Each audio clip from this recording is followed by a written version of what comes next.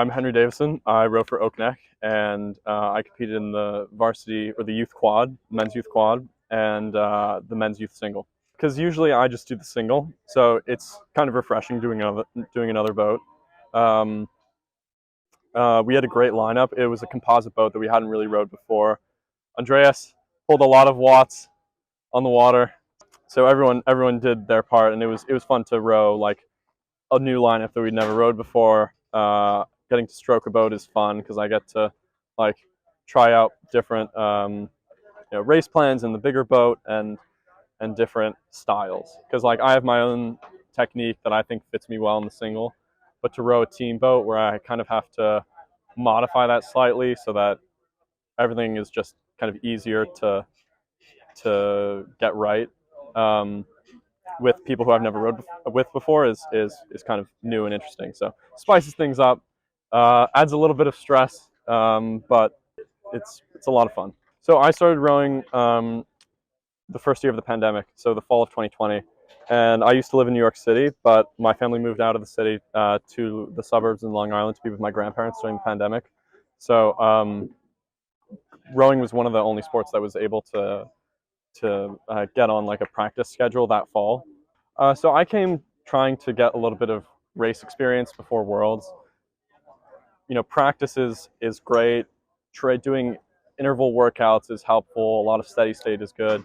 But until you actually like try out your race plans and strategies, you don't really have like the full preparation that you need before a big competition. So it was nice to get into that like regatta environment, see what worked and what didn't work. And also with doing two boats, I was able to put a lot of pressure, put like a bit of an artificial time like constraint on like how I would recover, how I would prep for everything. So it just got me in practicing like what that environment for Worlds would be like, trying to simulate like a slightly higher pressure scenario. I think the strategy is key. There's the water strategy, which is like when do you make moves in a race, how do you start the race, how do you sprint, how do you gauge yourself relative to other boats and like keep the speed consistent throughout the race. But then there's also like the land strategy, which goes into it. How do you recover? How do you prep your boat? How do you stretch, warm up, and get everything prepared on the land so that you don't have to worry about it on the water. I'm hoping to bring like a better and improved understanding of that like strategy, how those strategies work together, to Worlds. I wasn't able to do it today just because I was pressed for time before the single race, but I usually have like a spoonful of honey before the race. And it's just like a good natural source of sugar to get a little boost before the sprint. I learned it from my mom because my mom was a college athlete, and she used to fence in college. And her coach, who was also Eastern European, like my coach, all gave his athletes like a little one of those honey jars that were the bears.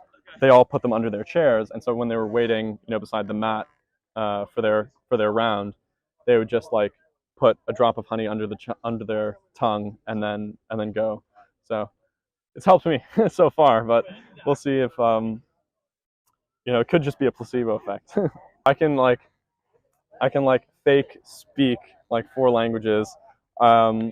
I'm pretty confident in my French. I took AP French this past year and did well on the exam, and my English is strong. I speak Hungarian at home at like a basic level because my mom is Hungarian and my grandmother is Hungarian. She escaped in 1956. So when I'm over there in Budapest, I also rowed a local club, and so it's nice to get like a bit of international racing that way. Well, I just have like a great coaching staff behind this club, and it's awesome to see so many kids getting so much from the sport and contributing to it as well. The camera doesn't show it, but everyone's pitching in and loading the trailer together, and unlike the other sports that I've played in the past, like tennis and soccer, this one's pretty cool because it's like very equipment based. How do you take care of the equipment? How do you like work together to be appreciative that you have these nice things to row in? And that's another thing that I love about this sport. You know, having only done it for 3 years.